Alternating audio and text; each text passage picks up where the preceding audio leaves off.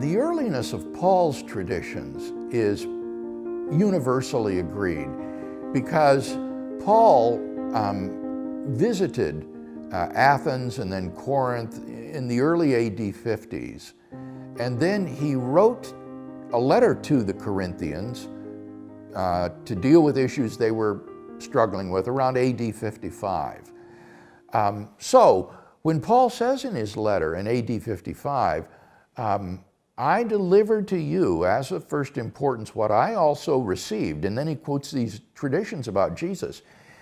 He is talking about a visit back in the early AD 50s in which he handed on to them information, traditions about Jesus that he himself had received earlier, probably no later than when he visited Jerusalem and spent 2 weeks with James and with Peter around AD 36. Now, think of this, that's just 6 years after the crucifixion of Jesus.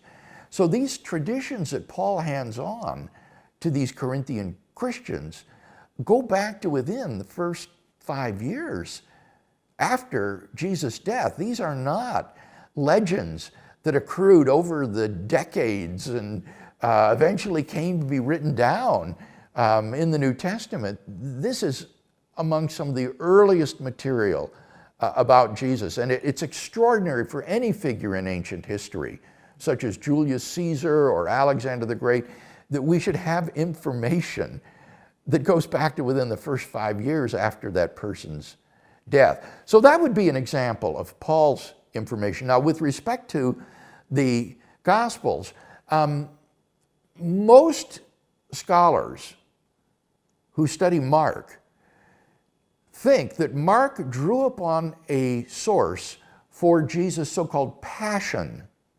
That is to say, the final week of his life, the week of his suffering and death.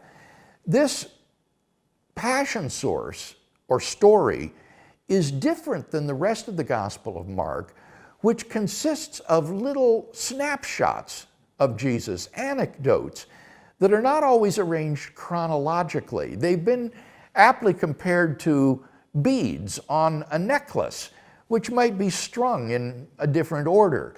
But when you get to the Passion story, it's very different. Now you do have one continuously running narrative of chronologically ordered events leading up through his arrest, trial, crucifixion, and burial.